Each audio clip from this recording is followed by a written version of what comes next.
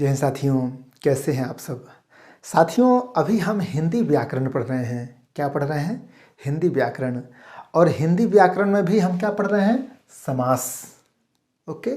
और इस वीडियो से पहले मैंने कई वीडियो प्रोवाइड करा दी है आपको, 3-4 वीडियो हो चुकी है।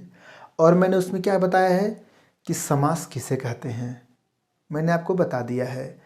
मैंने यहाँ तक बताया कि व्याकरण की दृष्टि से समास किन किन शब्दों से मिलकर बना है। तो मैंने आपको बताया था ना कि समास बना है सम धन आस। सम का मतलब क्या होता है, आपको याद आ रहा है? अरे उस वाली वीडियो मैंने बता दिया था। मैंने आपको बताया था ना, सम का मतलब होता है अच्छी तरह से। क्या? अच्छी तरह से। अच्छी तरह से। आस माने बैठाना। ओके।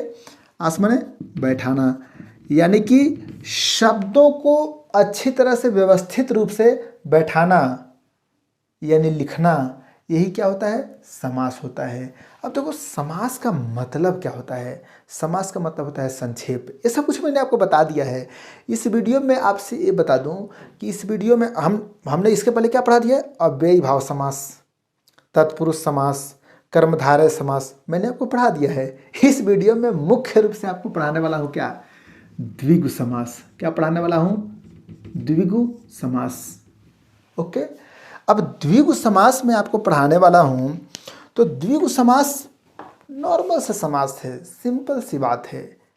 मैंने सोचा द्विगु समास को पढ़ाने से पहले मैं कुछ ऐसे शब्दों को बता दूं, जैसे मान लो कि आप इंटरव्यू और डेमो क्लास की तैयारी कर रहे हो, ठीक ना, या फिर रिटन एग्जाम की तैयारी कर रहे हो, समाज से क्वेश्चंस आते हैं।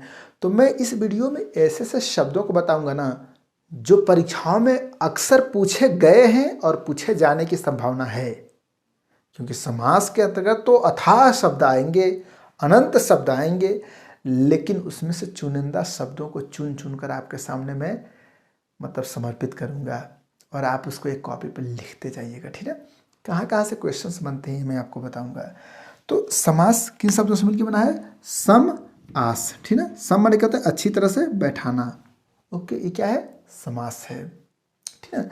अब देखिए, जैसे कि मैंने आपको बता दिया है कि जिसे समास में क्या होता है कि पूर्व पद, एक पद क्या होता है? पूर्व पद, एक होता है उत्तर पद। पता है ना आपको? एक क्या होता है? पूर्व पद, एक होता है उत्तर पद, और एक होता है समासिक पद। चलिए, अभी मैं ये सब नहीं बताऊंगा, मैं सिर्फ आपका टेस्ट, द्विगु समास पढ़ने से पहले एक थोड़ा सा आपका टेस्ट लिया जाएगा। क्योंकि आपको तो ये लग रहा है ना कि आपको तो अब सब कुछ आ रहा है, ठीक ना। आपको क्या? सब कुछ आ रहा है। अब आप हमें कमेंट बॉक्स में बताइएगा कि पूर्व पद किसे कहते हैं, उत्तर पद किसे कहते हैं, समस्त पद किसे कहते हैं और समासिक पद किसे कहते हैं। सोच के बताइए, ठीक ना। अब देखिए, अगर आप इंटरव्यू की तैयारी कर रहे हो, जैसे मान लीजिए कि मैं जब एज ए सब्जेक्ट एक्सपर्ट जब मैं बैठता हूँ तो मैं ऐसे ही क्वेश्चन पूछता हूँ कि ये बताइए कि वह कौन सा ऐसा समास है जिसका पूर्व पद प्रधान होता है, वह कौन सा ऐसा समास है जिसमें पूर्व पद और उत्तर पद दोनों प्रधान होते हैं। समझे? मैं ऐसे क्वेश्चन पूछता हूँ। और अगर मान लो कि संयोग से आप जिस इंटरव्यू की तैयारी कर रहे हो, जैसे मान लो केबीएस के लिए, और मैं केबीएस में पीजीटी हिंदी हूँ, और पता नहीं समय का चक्र ऐसे घूम जाए कि जिस इंटरव्यू को देने जा रहे हो, शॉर्ट लिस्टेड हो, वहाँ पर सब्जेक्ट एक्सपर्ट के रूप में मान लो मैं ही हूँ। मान लो क्योंकि कई बार मैं बैठता हूँ, मान ले तो मैं ही हूँ, तब तो मज़ा आ जाएगा, है कि नहीं। क्योंकि जितना पढ़ा रहा हूँ ना, जितनी वीडियो मैंने दी है ना, लगभग जैसे भाव तो मिल रहा है, हम लोग का मिल रहा है, तभी तो हम लोग एक दूसरे से पढ़ रहे हैं ना। तो ऐसे ही मैं पूछ देता हूँ, और मैं ऐसे जैसे मान लो कि पूछ दूंगा कि कौन सा ऐसा समास है जिसमें पूर्व पद और उत्तर पद दोनों में से कोई पद प्रधान नहीं होता है। आप बताइए कमेंट बॉक्स में कौन सा समास है, ठीक है।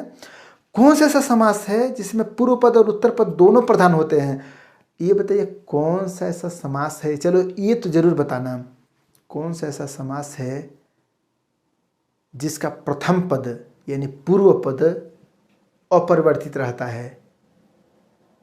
चलो ये बता दो। मतलब पूर्व पद पे काल, वचन, इन सभी का कोई प्रभाव, लिंग का कोई प्रभाव पड़ता ही नहीं है, वह और मतलब परमानेंट है, समझो अपने आप में। वो कौन सा समास है? समझे, ऐसे से क्वेश्चन बनते हैं। आपको तो ये लग रहा है कि बड़ी हल्का है, ये है वो है। हल्का तो है, ये है जो पढ़ा है उसके लिए हल्का है, और जो नहीं पढ़ा है उसके लिए तो हल्का है। ये समास है, मैंने आपको पढ़ा दिया इसके पहले वाली वीडियो में। मैं इसलिए सब कह रहा हूँ ना कि आपके दिमाग पर थोड़ा जोर जाए और आप ध्यान से पढ़िएगा। अव्ययी भाव समास के बारे में मैंने आपको बता दिया है, तत्पुरुष समास के बारे में बता दिया है। तत्पुरुष के मैंने बताया था ना कि 2 पार्ट्स हैं, एक तो व्यधिकरण तत्पुरुष समास, एक समानाधिकरण तत्पुरुष समास। अच्छा, कमेंट बॉक्स में बताइए, समानाधिकरण तत्पुरुष समास को और किस नाम से जानते हैं? बताओ, समानाधिकरण तत्पुरुष समास को और किस नाम से हम जानते हैं, ये आपको बताना है। द्वंद्व समास किसे कहते हैं, आगे मैं एक वीडियो बना के बताऊंगा, ठीक है। बहुब्रीहि समास के बारे में भी बताऊंगा। फर्स्ट जो पहली वीडियो पार्ट 1 मैंने बनाई थी ना, उसमें सबके बारे में मैंने बता दिया था संक्षेप में। समास को समास में बताया था, समास का मतलब होता था संक्षेप, ठीक है, बता दिया था। और एक वीडियो मैंने बनाई थी जिसमें बताया था अलुक तत्पुरुष किसे कहते हैं, याद आ रहा है कि नहीं? चलो, अलुक तत्पुरुष से संबंधित 4 शब्द बताओ। मान लो इंटरव्यूअर आपसे कह रहा है कि चलिए आप बोर्ड पे 4 शब्द लिखिए जिसमें अलुक तत्पुरुष समास है, 4 शब्द लिखिए जिसमें नंग तत्पुरुष समास है। अब आप तो खट से 4 नहीं 5 लिख दोगे। नंग तत्पुरुष समास वही होता है जिसमें नकारात्मकता का बोध होता है पूर्व पद में, जैसे असत्य, अधर्म, अजय, ठीक ना, अमर, अधर्म, ये सब कोई बता देगा भैया। नंग तत्पुरुष समास कोई किसी से पूछबे नहीं करेगा, समझे ना। आपसे पूछा जाएगा प्रादि तत्पुरुष समास किसे कहते हैं, यहाँ लिख के बताइए, या हमको बच्चों को पढ़ाइए प्रादि तत्पुरुष समास, ठीक है। लुप्त पद तत्पुरुष समास, ये मैंने आपको पढ़ा दिया है, ठीक है।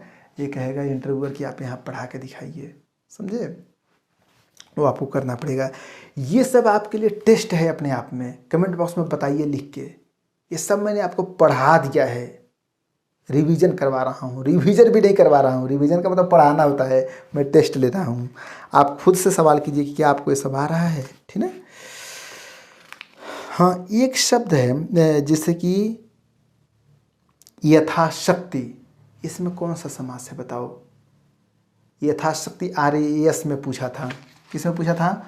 जो यथाशक्ति है, यथाशक्ति, यथाशक्ति किसमें पूछा था? RAS, इस परीक्षा में यथाशक्ति पूछा था। ओके, अब देखिए एक प्रश्न मैं और बता रहा हूँ, इसमें आप बताइए यथाशक्ति में कौन सा समास है, ठीक। प्रतिपल, यह भी पूछा था, PSI इस परीक्षा में पूछा था, प्रतिपल में कौन सा समास है, मैंने ये भी बता दिया है। आप हमें बताइए, आपका टेस्ट चल रहा है। PSI इस परीक्षा में पूछा था अवसरानुसार, क्या पूछा था? ये प्रश्न है, मैं मिटा दे रहा हूँ।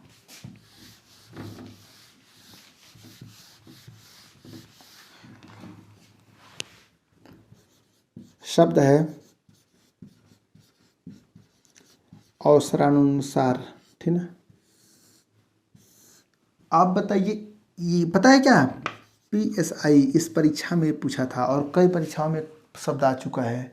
मैं इस बोर्ड पे उन्हीं शब्दों को लिखूंगा जो प्रश्न बार बार टपकते हैं, इसको लिखते जाइएगा। आप बताइए इसमें कौन सा समास है, मैं नहीं बताऊंगा, मैं तो नहीं बताऊंगा, आपको मैंने पढ़ा दिया है पहले। आज मेरा अधिकार है आपका टेस्ट लेना, ठीक है। मैं पूरे अधिकार से आपका टेस्ट ले रहा हूँ। कमेंट बॉक्स में बताना, आलस से मत करना, ठीक है, वॉइस टाइपिंग करके बता देना। RAS की परीक्षा में ये पूछा था आमरण, क्या पूछा था? आमरण। अब बताइए इसमें कौन सा समास है? आपने समास पढ़ा है ना, यहाँ से पढ़ाओ। बहुत ज़्यादा नहीं पढ़ना है, जितना पढ़ो सारगर्भित तरीके से पढ़ो, ठीक ना। एक प्रश्न आया था, जो प्रश्न पूछा गया वही देखो, इतनी मोटी किताब है ना, इतना शब्द कुछ नहीं मैं पूछूंगा, बस वही पूछूंगा शब्द जो पूछा गया है। हाँ, एक शब्द है जितेंद्रिय, क्या है? जितेंद्रिय,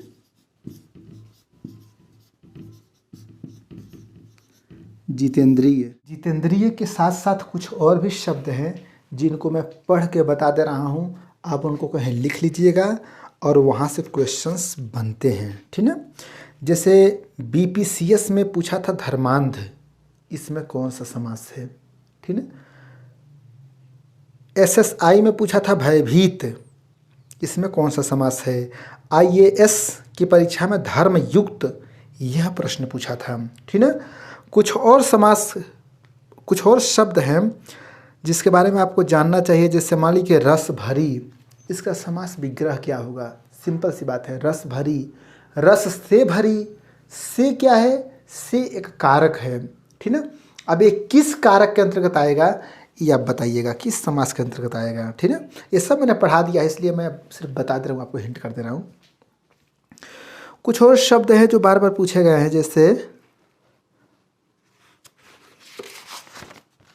जैसे पदच्युत। क्या, पदच्युत यूपीएससी में पूछा था, मैंने आपको बताया भी था, ठीक है। तो पद से च्युत, पद से हटा देना यानी अलग होना, तो से इसमें कौन सा अपदान तत्पुरुष समास होगा, ठीक है, जहाँ अलग होने का भाव हो, ठीक। और कुछ ऐसे शब्द हैं जैसे मान लीजिए कि जगन्नाथ, जगत का नाथ, का यानी संबंध कारक है ना, तो संबंध तत्पुरुष होगा, ओके। मंत्रिपरिषद, इसमें कौन सा समास है आप बताइए, ठीक। इसके साथ साथ वनवास, कविराज, नरोत्तम, पुरुषोत्तम। पीएससी में पूछा था, पीएसआई में मुनिश्रेष्ठ। आरएएस में पूछा था कवि पुंगम, कवि पुंगव। यूपीएससी में पूछा था धर्मरत, ठीक ना। और हृदयस्थ, यह किस में पूछा था, आईएएस की परीक्षा में, हृदयस्थ, तो हृदय में वास। तो जहाँ आप बताइए, जब किसी शब्द में पर, अच्छा में और पर, इसका संबंध किस कारक से है आप बताओ। इसके साथ साथ मैंने आपको पढ़ाया था अलुक तत्पुरुष, ठीक है। उटपटांग, इसमें कौन सा समास है बताइए, ये एसएससी में पूछा था, ठीक है। और इसके साथ साथ असत्य, मैंने पहले भी बताया था, असत्य आईएएस में पूछा था, ओके। नंग तत्पुरुष मैंने बताया जिसमें पूर्व पद में नकारात्मकता का बोध हो, ठीक है, ये नंग तत्पुरुष होता है। प्रादि तत्पुरुष पढ़ लीजिएगा आप लोग, लुप्त पद मैंने बता दिया, ठीक है। अब समानाधिकरण तत्पुरुष जिसे कर्मधारय समास भी कहते हैं, ठीक है। यहाँ से पूछा था नीलकंठ, इसमें कौन सा समास है, और समास विग्रह लिख के बता दीजिए कमेंट बॉक्स में। बीपीसीएस में पूछा था। गतांक, एसएससी में पूछा था। परमात्मा में कौन सा समास है, ये मैंने बताया था इसके पहले वाले पार्ट में, ठीक है, इसको देख लीजिएगा। इसके साथ साथ मुख चंद्र, यह शब्द बार बार आता है, इम्पॉर्टेंट है, इसको भी देख लीजिएगा, ठीक है। मुख चंद्र के बाद अब देखिए, अब हम आते हैं और पढ़ते हैं द्विगु समास। और सिंपल से समास है, जिन जिन शब्दों को मैंने बोला है ना, उसको हल्के में मत लीजिएगा, एक कॉपी में लिख लीजिएगा, चाहे आप इंटरव्यू की तैयारी कर रहे हो या किसी भी परीक्षा की, वहाँ से क्वेश्चंस पूछे जाते हैं। अब हम क्या पढ़ेंगे, द्विगु समास। क्या, द्विगु, द्वि, पहले देखो, द्वि के मतलब दो का मतलब काउंटिंग, संख्या। जब किसी, देखो मैंने पहले बताया था ना, एक होता है पूर्व पद, क्या होता है, पूर्व पद, एक होता है उत्तर पद, ठीक है, और एक होता है समस्त पद। ध्यान दीजिएगा, पूर्व पद, उत्तर पद, समस्त पद, ठीक।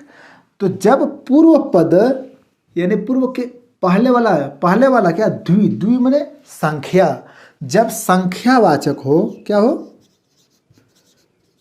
जब संख्यावाचक हो कौन, पूर्व पद, तो वहां पर होता है द्विगु समास। क्या होता है, द्विगु समास। जैसे मान लीजिए कि चौराहा, क्या, चौराहा क्या है, ये है पूर्व पद, ये है उत्तर पद, पूर्व पद उत्तर पद। तो चौराहा का समस्त पद क्या होगा, चार राहों का समाहार, चार राहों का समूह, इसे क्या कहते हैं, चौराहा। तिराहा, तीन माने तीन, तीन राहों का समाहार। समझ लो ना, जहाँ पूर्व पद संख्यावाचक हो वहाँ पर क्या होगा, द्विगु समास होगा। जैसे कुछ शब्द देखिए, इकहरा, शब्द क्या आएगा, इकहरा। विग्रह क्या है, एक हरा, एक रूप है जो, जिसका एक रूप है वो क्या है, इकहरा। एकांकी, एक अंक का नाटक, ये क्या होता है, एकांकी। एक अंकी, तो एक क्या है, काउंटिंग है, संख्या है, इसलिए इसमें क्या है, द्विगु समास है। त्रिभुज, आरपीएससी में पूछा था, आरपीएससी में पूछा था त्रिभुज, त्रिभुज में कौन सा समास है, तो देखो त्रि माने तीन, भुज माने भुजा, तीन भुजाओं वाला जो है वो त्रिभुज है, तो इसमें भी क्या होगा, द्विगु समास, जहाँ संख्यावाचक है। त्रिभुवन, तीन भुवन संसार का समाहार, ठीक ना। चौराहा, आरपीएससी में पूछा था, ठीक ना। चतुर्वर्ग, चतुर्युग, चौकोर, चौखट, ठीक ना। पंचमढ़ी, षठ ऋतु, सप्तरंग, सप्तरंग, सप्त माने सात रंगों का समाहार, सप्तरंग, ठीक ना। अठवारा, आठ वारों का समूह, ये क्या है, अठवारा। नवरत्न, क्या है, एक शब्द आएगा नवरत्न, नव क्या हो गया, नौ माने नया भी होता है, ठीक ना। तो नया का जब जो ही भाव आएगा त्यों ही द्विगु समास नहीं रहेगा। नव का मतलब 9, नौ रत्नों का समाहार, ये क्या हो जाएगा, संख्यावाचक है, यानी कि यहाँ पे क्या हो जाएगा, द्विगु समास। सप्तऋषि, अष्टभुज, अठवारा, अष्टाध्यायी, 8 अध्यायों का समूह।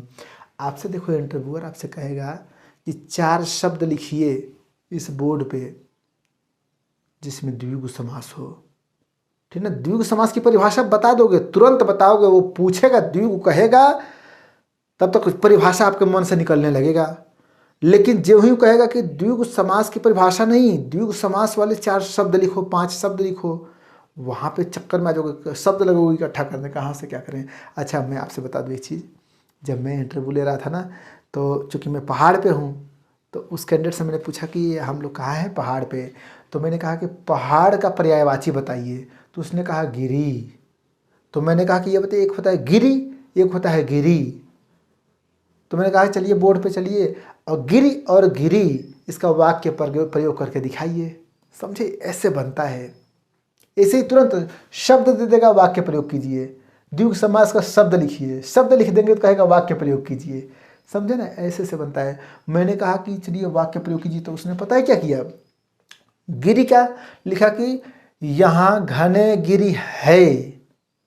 तो मैंने कहा जब घने लिख दी यानी बहुवचन हो गया, घने गिरी, पहले तो एक वाक्य सही नहीं है, अंतिम में लिखिए है, ठीक ना।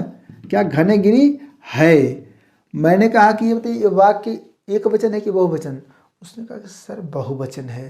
तो मैंने कहा है होगा कि हैं होगा, समझेगा ना। तो उसने कहा कि नहीं है होगा। तो ऐसे ऐसे क्वेश्चंस बनते हैं। तो आपके जो समास है ना द्विगु, यहाँ से बनेंगे क्वेश्चंस, आप उसको देख लीजिएगा, ठीक है। सैकड़ा, सैकड़ा मतलब 100 का समूह, ये क्या होता है, सैकड़ा। साथियों, ये मेरा एक छोटा सा प्रयास रहा कि द्विगु समास किसे कहते हैं। तो जिस समास का पूर्व पद संख्यावाचक हो द्विगु समास होते हैं।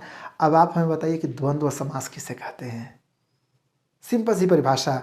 और द्वंद्व समास कितने प्रकार के होते हैं, देखो द्वंद्व समास भी आप बता दोगे, तुरंत बताओगे अभी किसे कहते हैं, आपको पता है। लेकिन द्वंद्व समास कितने प्रकार के होते हैं ये आप बताइए। और जैसे मान लीजिए कि आपके परीक्षा में पूछती है, रिटन एग्जाम दे रहे हो, कितने प्रकार के होते हैं, प्रकार बताना, 2, 3, 4, 5 टाइप करके बताओ कितने प्रकार के होते हैं, ठीक है।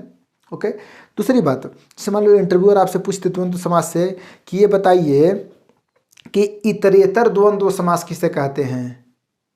समझे, इतरेतर हो गया। समाहार द्वंद्व समास किसे कहते हैं, ठीक है। वैकल्पिक द्वंद्व समास किसे कहते हैं।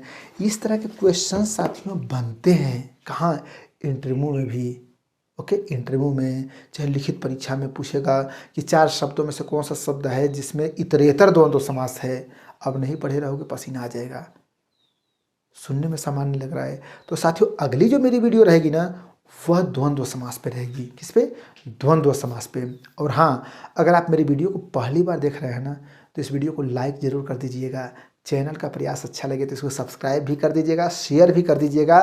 और हाँ, अगर हमारे कोर्स से जुड़ना चाहते हैं तो जो ऑफिशियल नंबर है थंबनेल पे आप देख सकते हैं 63 93 74 44 74, उस पर संपर्क करके हमसे जुड़ भी सकते हैं। तो साथियों फिर मिलते हैं द्वंद्व समास के साथ। ओके, तब तक के लिए बहुत बहुत धन्यवाद। Best of luck.